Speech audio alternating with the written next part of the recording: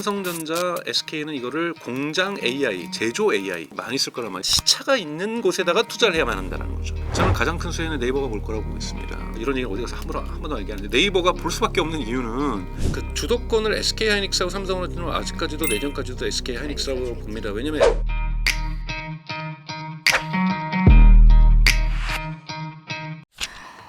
에이펙 기간에 앞서 말씀하셨듯이 이제 엔비디아가 우리나라에 26만 장 GPU를 공급하기로 했는데요. 일단 이로 인해서 가장 큰 수혜를 입을 기업 어디로 보세요?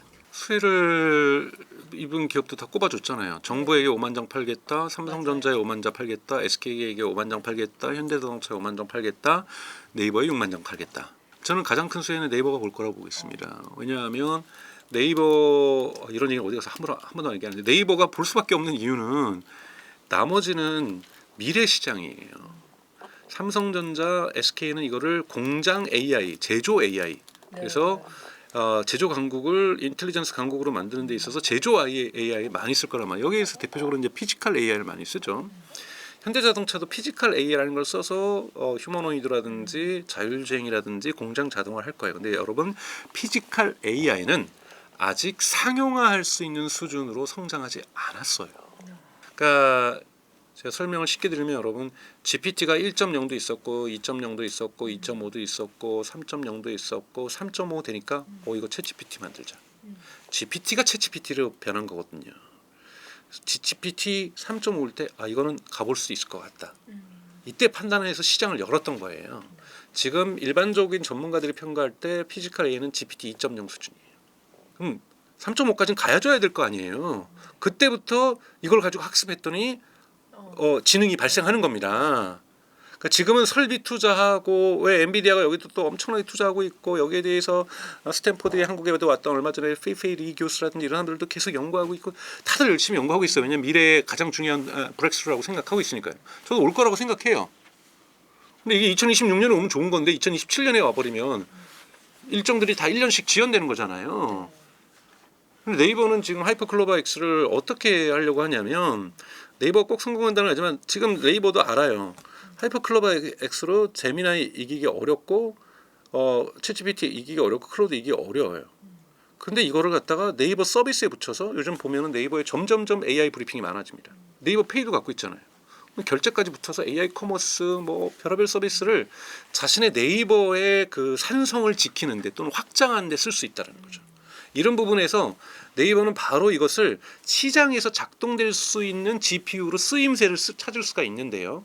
다른 데 같은 경우는 조금의 이 타임 렉이 있는 이 시차가 있는 곳에다가 투자를 해야만 한다는 거죠. 그런 부분에서 다른 곳과 네이버는 좀 차이가 있다 이런 말씀을 드리고 싶습니다. 이제 국내 도입이 엔비디아 26만 장이 이제 예정이 돼 있는데 현재 우리나라의 전력 인프라로는 이를 감당하기 어렵다는 지적이 또 나오더라고요. 이 부분 어떻게 생각하세요? 한국은 할 수 있어요. 그건 이제 그러니까 지금 미국이 못 하는 거죠. 예를 들자면은 아까 말했던 오픈 AI가 미국에만 20기가와트의 데이터 센터를 줘야 돼요.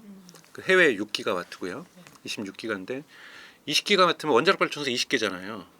근데 그게 10년 뒤에 원자력 발전소가 20기가 필요한 게 아니라 지금 당장 매년 두 개씩 늘려가야 돼요. 근데 원자력 발전소 허가하고 나서 뽑아낼 때까지 7년에서 10년 걸리거든요. 언제예요? 엄청나게 당분간은 지금은 그러니까 7, 8년 후를 바라서 원자력 발전소는 허가 나고 짓기는 하겠지만 그리고 또 법적 소송 다 하겠죠. 근데 지금은 화력으로 할 겁니다. 아마 LNG로 하겠죠, 미국은. 이런 부분에서 미국은 물리적으로 전기가 가능한지에 대해서 많은 사람들이 지금 비판 글들이 쏟아지고 있어요. 그래서 데이터 센터 졌는데 가동 못하는 꼴이 나올 수 있다. 그래서 메타의 CEO인 마크 저커버그도 얘기했고 그다음에 과거 구글의 CEO였던 에릭 슈미트도 병목은 전력이다. 이건 우리가 어떻게 할 수 있는 게 아니다. 그래서 이런 부분 얘기를 하는데 한국은 26만이면요 한 600메가와트 정도 될 거예요. 500에서 600 사이. 화력발전소 2개 더 지면 돼요. 한국이 26만 장을 너무 거대하게 생각하시면 안 돼요. 여러분 X.AI 일론 머스크가 지금 30만 장 갖고 있어요. 우리는 국가가 전체 합쳐서 원래 있었던 3만 5천 장인가 합쳐서 일론 머스크 갖고 있는 거랑 지금 같아진 거예요. 글로벌 AI 플랫폼의 이제 주도권이 미국 중심에서 점점 이제 미중 패권 구도로 좀 흘러가는데 이 경쟁 속에서 한국이 이제 AI 플랫폼에 진입을 할 수 있을까요? 저는 가능성이 있다고 봐요. 그러니까 물론 여러분들이 이제 3국 뭐 3강 갔다고 해서 사실 조금 국방스러운 표현을 정부가 쓰는 건 정부는 자랑하기 위해서 태어났잖아요. 정부가 해놓고 우리 잘 못한 것 같은 이런 정부가 역사상 존재하지도 않았고 앞으로도 존재하지 않을 거예요. 뭐 조금만 해놓고 어머 우리 너무 대단한 거 한 것 같아요라고 얘기하는 것이 여러분도 그렇고 저도 그렇고 다 그렇게 해요. 그러니까 그런 부분에서 삼강 갔다 난리 났다 뭐 막 축제를 막 하는 건데 제가 얘기 말씀드렸잖아요. 우리 지금 일론 머스크도 안 되는 거라고. 그런 건데도 불구하고 이렇게라도 갖고 있는 나라가 별로 없거든요. 그러니까 즉 지금 영국하고 독일하고 포르투갈하고 스페인에 저지는 것, 노르웨이에 저지는 데이터 센터의 규모는 한국보다 큽니다. 그건 사실이에요. 근데 그거는 다 미국 기업들 거라는 거죠. 근데 한국 기업들이 물론 쪼개져서 갖고 있지만 이제 시작하고 더 증폭을 시키겠죠. 이런 부분에서 시작점을 한국 기업들이 가졌다라는 그 부분에서는 분명하게 미국하고 중국하고의 격차는 심하게 나 있지만 이건 인정해야 돼요. 그럼 중국하고도 우리 많이 나 있어요. 나 있지만 그래도 시작할 수 있다라는 부분에서 중요하다. 출발선을. 저기에는 보니까 특수 장비로 된 정말 최고의 마라톤 장비의 신발 신고 막 뛰고 우리에게는 이제는 집신이 주어질 뿐이긴 하지만 우리도 집신이라도 뛰잖아요. 그러니까 그런 데 의미를 두는 것이 그리고 나중에 뛰면서 갈아 신겠죠. 그래서 좋은 거다. 하지만 이것이 시작이지. 어디 중간쯤에 왔던 뭐 중간 기점을 해서 반환점을 돌고 이거 전혀 아니다라는 말씀을 드리고 싶습니다. 이 엔비디아의 협업 이제 기대감으로 삼성전자와 SK 하이닉스 주가가 꽤 많이 올랐잖아요. 최근에 이 같은 흐름 어떻게 보고 계신지 궁금하고 내년에도 이어갈까요? 제가 큰 나무 줄기라는 데가 바로 엔비디아하고 SK 하이닉스하고 삼성전자를 말씀을 드리는 겁니다. 자, 엔비디아가 피지컬 AI에 성공하지 못하더라도 데이터 센터의 규모는 앞으로 폭발적으로 증가하고 있죠. 폭발적으로 증가하고 있으면 여기에서 시장 점유율을 엔비디아가 70%만 가져가도 또는 65%만 가져가도 또는 AMD가 나머지 가져간들 뭐 어때요? SK 하이닉스나 삼성전자 입장에서 이거 누이 좋고 매부 좋은 거죠. 고객사가 다변화되는 거니까요. 시장은 커지는데요. 그러니까 여기에 HBM이 안 들어가겠냐? 물론 마이크론도 잘할 거예요. 미국의 마이크론도 HBM 잘할 거예요. 근데 전 세계 세 개밖에 없잖아요. 지금은 두 개고 SK 하이닉스하고 마이크론을 다 먹고 있는 거고 삼성전자는 옛날 거가 HBM 있는 거고. 근데 설마 삼성전자가 HBM4를 못 만들까요? 못 만들면 삼성전자 저는 이재용 회장이 회장직에서 물러나고 그냥 파산하는 게 낫다고 생각해요. 그 정도 자세는 가져야 된다는 거죠. 지금 저렇게 많이 돈 들여가지고 HBM4도 못 만들면 아니면 저 옆집에서 훔쳐와서라도 해야죠. 인력 데리고 와서라도. 그래서 HBM4는 저는 만들 거라고 봐요. 제가 삼성 주식 하나도 안 갖고 있습니다, 여러분. 그렇기 때문에 지금 망하라 이렇게 얘기하는 건 아니라 이거는 갈 수밖에 없는 길이면 메인은 이거는 커지는 시장이잖아요.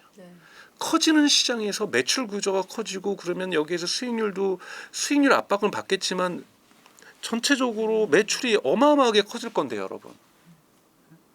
그러니까 이런 기업들은 바람이 불어도 흔들릴 수 없는 기업이라고 저는 보고 있습니다. 그럼 삼성과 SK 하이닉스 중에 반도체 시장 주도권은 누가? SK 하이닉스 지금은 명확하게 잡고 있죠. 전체 매출은 삼성이 높다 할지라도 이건 SK 거예요. 지금 SK 하이닉스가 정말 새로운 세상을 만난 거죠. AI가 뜨지 않았다라면 SK 하이닉스는 삼성전자에 비해서 초라한 기업이겠죠. 왜소한 기업이고. 근데 AI가 다 챗GPT가 2023년 11월에 정말 세상을 바꾼 거예요. 저 그때 11월 초에 어떤 유튜브 영상에서 엔비디아의 미래를 저희가 불투명하게 봤거든요. 게임 시장에 그러니까 이런 주기가 있으니까. 그 때문에 그 영상 아직도 욕먹고 있어요. 엔비디아의 미래를 못 보고 제가 챗GPT 11월 30일 발표를 어떻게 알았겠어요. 진짜 몰랐어요. 여러분 챗GPT 없었으면 엔비디아가 이렇게까지 성장했을까요? 꿈도 꾸지 마세요, 여러분. 크립토하고 게임 시장 물론 이것도 커가지고 이미 증폭이 돼 있었죠. 근데 이건 주기성을 띠잖아요. 막 비트코인 반감기 들어가고 막 게임은 그 코로나 때 엄청 교체했다가 저기 컴퓨터 그 다음에 교체 안 하면 내려갔다 또 교체할 때 올라갔다 이러는 거잖아요. 반도체가 왜 사이클을 그립니까? 사람들이 컴퓨터를 사면 2년마다 한 번씩 최소한 빨리 바꾸니까 2년 동안 잠잠해지는 거잖아요. 이런 사이클을 그리는 기업에서 그냥 우상향하고 있는 거잖아요. 뭐 때문에? 챗GPT 때문에. AI 때문인 거죠. 마찬가지로 SK 하이닉스는 지금 AI 바람을 확실하게 올라탔다라는 거고 삼성은 좀 뒤늦게 올라타고 있다라는 거죠. 그런 부분에서 지금 주도권은 SK 하이닉스가 쥐고 있는 건 맞습니다. 내년도에 지금 투자액이 더 크잖아요. 여러분 주식시장은 매출이 큰 게 중요한 게 아니라 성장률로 먹고 사는 거잖아요. 성장률. 자, 근데 엔비디아는 성장을 더 할 거고 TSMC는 공장을 내년에 더 짓고 예? 일본에도 짓고 뭐 독일에서 짓는 거는 AI 칩은 아니니까 미국에도 짓는 게 이제 가동이 들어가잖아요 벌써. 자, 그러면은 공장 설비가 더 들어갔다는 거는 엔비디아 칩이 더 많이 생산된다는 거잖아요. 그럼 매출은 증가할 수밖에 없고 수익률도 증가할 수밖에 없고 수요는 지금 수요가 압도적으로 공급을 초과하고 있잖아요. 그래서 지금 엔비디아가 수익률이 이렇게 높은 거잖아요. 왜? 부르는 게 값이니까요. 우리도 25만 장 1%도 안 깎아주잖아요 치사하게. 치킨값도 내라 그러면서. 그러니까 이러한 상황에서 엔비디아가 과연 수익률이 떨어지겠냐라는 거, 성장을 더 한다라는 거고 성장을 하는 기업의 주가는 올라가죠. 그 주도권을 SK 하이닉스하고 삼성으로 주면 아직까지도 내년까지도 SK 하이닉스라고 봅니다. 왜냐하면 HBM4를 거의 양산 체계에 들어갔고 삼성은 그걸 가지고 조금 더 좋은 고도의 기술로 HBM4를 만들고 있어서 퀄리티 테스트를 하고 있다라는 거잖아요. 근데 HBM4면 되는 거지 이거를 좀 더 고도의 기술로 만들었다고 해서 5나 뭐 4, 2를 먼저 갈 수는 있어도 내년은 4의 시장이잖아요. HBM4의 시장인데 4까지는 지금 SK 하이닉스가 도장 찍어놨잖아요. 우린 양상 들어간다. 그렇게 하면 당연하게 내년까지는 SK 하이닉스의 세상인 거죠. 그럼 이런 흐름 속에서 AI 투자자들이 눈여겨봐야 할 진짜 가치 있는 기업은 좀 어디라고 보실까요? 저는 바람이 불수록 본체의 나무에 집중해야 되잖아요. 가지는 더 많이 흔들리잖아요. 본체도 흔들릴 수 있어요. 테슬라 같은 경우에는 그냥 아직 펀다멘탈과 주가가 일치하는 구간이 아니기 때문에 나무도 그냥 대나무처럼 확 흔들릴 수는 있어요. 하지만 그래도 가지에 있는 것보다 낫거든요. 그러니까 바람이 불수록 본체에 집중하는 게 더 중요하다고 봐요. 여러분들이 이제 개인 투자자들이 이제 보셔야 될 것은 내가 주식을 몇 종류 가지고 있냐. 보통 10종류가 넘으면 좀 문제가 있다고 얘기를 하거든요. 네? 여러분들이 뭐 한 달에 막 5천만 원씩 투자하는 거가 아니고서야 추가로 어떻게 종류를 계속 늘려갑니까? 저도 한번 늘려봤어요. 300만 원씩. 그랬더니 이게 뭔 내가 지금까지 뭐 했나 싶더라고요. 뭐 수익률도 괜찮아요. 그런데 300만 원씩 이렇게 올려서 뭐에 차라리 그냥 일단 하나의 몰빵에서는 위험하지만 대여섯 개 정도로 좁히는 게 좋다고 얘기를 하잖아요. 그러면 잔가지보다는 잔가지가 쑥 자라가지고 몸통이 될 수도 있긴 해요. 그러니까 그것 때문에 하시는 거잖아. 대박. 그렇죠. 이거는 그래도 줍줍할 수 있는 가격대 뭐 지금 뭐 5달러짜리 10달러짜리 들어가면 이게 20달러 되면 이게 2배니까 삼성이 10만 원에서 20만 삼성 가려면 얼마나 힘들겠어요. 그러니까 다들 그 지금 그걸 하는 거잖아요. 그럼에도 불구하고 여러분 너무 대박을 바라지 않는다라면 30% 40%만 성장해도 이런 말 하면 제가 욕먹을 것 같아요. 30% 40% 성장해도 좋은 거잖아요. 은행에 맡겨놔봤자 10%도 안 주는데 그러려면 조정이 와도 강한 낙폭이 적은 이런 주식에 투자하는 것을 안전자산으로 가진 게 맞고요. 미국에서는 이제 이런 조정이 오면 보험을 들자 그래요. 보험 뭐냐면 자기가 갖고 있는 주식에 5%에서 10%를 팔아서 현금으로 갖고 있는 거죠. 근데 삼성 뭐 이제 막 7만 원 주고 사셨는데 1년 이상 2년 가까이 존버하셨는데 10만 원 넘었는데 10% 팔아 그러면 팔까요 사람들이? 근데 그런 게 다 심리의 문제라는 거죠. 이런 걸 결단하는 사람이 있고 결단 못하다가 나중에 10% 이상을 깎아먹는 사람들이 있는 거죠. 한미 양국이 이제 자동차 관세를 15%로 15%, 네, 합의했죠. 현대차 입장에선 당연히 이제 호재로 보이는데 실제로 좀 어떤 효과 기대할 수 있을까요? 그러니까 지금 뭐 이미 뭐 현대차 같은 경우에는 기아를 포함해서 무게 중심을 미국과 멕시코로 옮겼다가 지금 미국으로 빠르게 옮기고 있는 것은 관세 영향을 덜 받기 위한 거죠. 15%도 사실은 부담스러운 거거든요. 만약에 거기다 미국에서 판매되는 것은 다 미국에 생산해서 관세가 제로라면 일본 차고 맞짱 크게 뜰 수 있는 거잖아요. 물론 일본 차도 계속 옮기고 있습니다만 그런데 이제 관세가 높으면 높을수록 왜냐하면 전체 미국에서 판매되는 양의 70%를 멕시코까지 쳐서 현대기아가 공급을 하고 있거든요. 그럼 30%는 한국에서 가져와야 되는데 그러다 보니까 가격 경쟁력이 나빠진 거잖아요. 그러다 보니까 판매가 줄어들 수밖에 없는 거고 그러다 보니까 울산 공장이 교대 근무로 들어가면서 쉬기 시작하잖아요. 한국 경제 안 좋은 거죠. 근데 15%로 가서 그나마 이거를 공급자가 현대가 이거를 소비자에게 100% 전가하지 않을 가능성이 높아지니까 25%는 부분적으로 전가를 안 할 수가 없는 큰 수치라지만 그럴 경우에서 가격 경쟁력에서 매출이 상승 탄력을 받는다라면 특히 지금 현대차는 EV에 집중하다가 하이브리드까지 확장하고 있죠.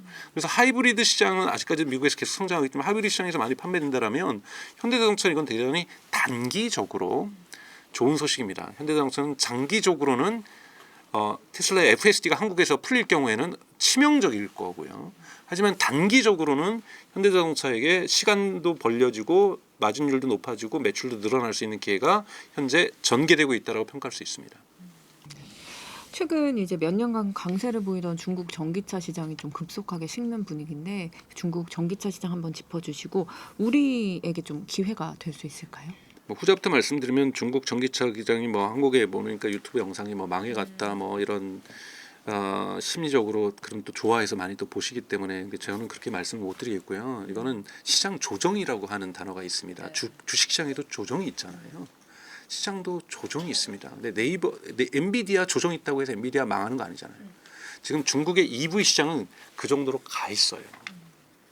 전 세계에서 압도적으로 가장 큰 자동차 시장에서 50%를 전기차를 차지하면서 이것에 기반해서 대량 생산해서 브라질과 유럽을 휩쓸고 있고 유럽에 있는 폭스바겐과 메르세데스 벤츠와 BMW와 포르쉐가 그냥 중국 시장에서 맥을 못 추고 있고 그리고 앞으로도 맥을 못 추고 이런 상황에서 중국 차가 망해간다는 얘기는 말도 안 되는 얘기인 거죠. 중국에 여러분 지금 전기차를 제조해서 판매하는 업체가 160개 정도 있어요. 그게 말이 돼요? 안 되죠. 아무리 전기차 시장이 크더라도 자동차 시장이 크더라도 미국도 몇 개 안 돼요, 여러분. 일본 차 들어가 있고 한국 차 들어가 있고 뭐 이래서 그러는 거지. 미국 차 3개잖아요. 결국은 브랜드는 여러 개더라도요. 그런데 지금 거의 뭐 100 말도 안 되는 거잖아요. 그러니까 이 시장이 정리되는 과정 속에서 과혈 경쟁, 출혈 경쟁을 하는 거고 출혈 경쟁은 뭡니까? 이윤율을 떨어뜨리는 거죠.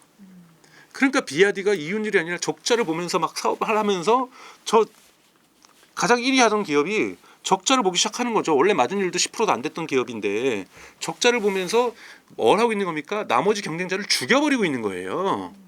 이걸 죽인다는 게 뭡니까? 나중에는 이 시장 내가 먹겠다라는 거죠. 더 크게. 그때는 이윤율 증가해요. 그 어두운 터널을 통과하고 있는 거죠. 그런 부분이지 조정이지 중국 전기차 망했다. 물론 옆집에서 불나면 기분 좋을 수는 있어요. 근데 지금 불난 게 아니라는 거예요. 다만 항상 과성장을 하면은 조정을 해서 떨거지들은 떨궈내고 그렇잖아요. 사실은. 우리 동네 만두 가게 잘 된다 그랬더니 만두 가게 막 20개 생겼어요. 사실은 3개밖에 안 필요한데 어떻게 합니까? 제가 만두 가게 진짜 잘하는 집인데 만두 가격을 더 내려요. 그래서 그냥 고객을 우리 집으로 그냥 쓸어 모으는 거죠. 그러면서 나머지 가게를 문 닫게 해야 되는 거예요. 지금 그 과정이 중국에서 일어나고 있는 과정이라고 정의할 수 있습니다. 그럼 지금 미중 패권 경쟁이 이렇게 본격화될 때 한국이 그나마 오히려 이제 선점할 수 있거나 노릴 수 있는 틈새 시장 어디가 있을까요? 지정학 갈등이에요. 미국과 중국의 지정학 갈등이 강화될수록 한국에게 경쟁력이 없는 것도 이 시장에 뛰어들 수 있게 합니다. 예를 들자면 히토류가 중국에서 정제가 많이 되면서 특히 자석 같은 경우에는 전 세계 95%가 중국에서 생산됩니다. 왜 우리도 자석 생산할 줄 모르겠냐? 그게 아니라 이게 환경 오염 물질이 나와서 중국으로 다 옮긴 거예요. 그러니까 중국에서 이게 규모의 경제도 나오고 잘하다 보니까 이제는 너무나도 고성능 자석을 많이 잘 만드는데 요즘 자석 없으면 아무것도 안 됩니다. 뭐 EV자도 안 되고 드론도 안 되고 아무것도 안 되고요. 여러분 AI도 안 돼요. 왜요? 냉각기가 엄청나게 좋아야 되거든요. 고열이 발생하기 때문에. 그래서 냉각기가 좋아야 되는데 중국이 우리 그럼 냉각기 수출용 자석은 수출 안 할래? 그럼 끝나요. 그래서 지금 트럼프가 발발 기는 거잖아요. 히토리 금지 그건 말도 안 되는 거야. 나 이건 예상도 못했던 거야. 그러니까 중장기적으로 뭡니까? 리튬 아메리카 사고 막 국가 지분 투자하고 그러는 거잖아요. 반드시 자석에도 투자할 겁니다. 지금 파이낸셜 타임즈 분석이 뭡니까? 휴머노이드 시장 옵티머스도 지금 자꾸 중국산을 교체하려고 하는데 최종 제작의 액추에이터를 테슬라가 만드는 거지 거기 들어간 부품 자석은 중국 거예요. 그래서 토탈리 중국의 부품이 옵티머스에 80% 들어갑니다. 이거 지정학적으로 풀려고 할 거예요, 미국이. 그러면 경쟁력이 없던 한국도 비싸더라도 들어갈 수 있어요. 그렇기 때문에 이런 그러니까 즉 앞으로 재편되는 로봇 산업은 나사도 바꿔야 돼요, 여러분. 근데 나사도 중국 거잖아요. 근데 이러한 부분 물론 나사가 없냐 있냐에 대해서 이건 대체할 수 있지만 히토류는 무조건 대체해야 되거든요. 그래서 이거를 대체할 수 있는 한국 기업이 성장할 수 있다라면 미국은 선택할 겁니다. 그러니까 이런 부분에서 지정학 갈등 속에서 외생 변수로 이러한 미래 산업에 걸려 있는 것 이것이 작다 할지라도 이러한 부분에서는 산업은 성장할 수밖에 없는 기회가 반드시 온다라는 거죠. 이런 부분에 하고 있는 한국 기업들이 있어요. 이런 부분을 주목할 필요가 있다고 저는 생각이 듭니다. 오늘은 급변하는 글로벌 경제 속에서 AI 반도체 전기차 산업의 향방과 주가 흐름 짚어봤습니다. 박사님 오늘 말씀 감사합니다. 맞습니다. 자산 운용을 말하는 수많은 단어 중 이지스의 단어는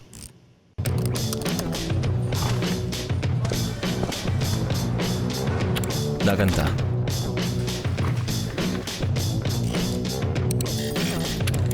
높인다,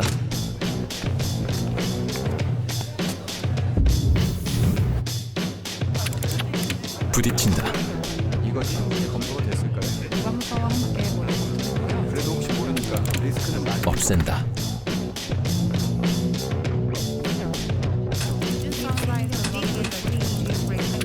잊는다.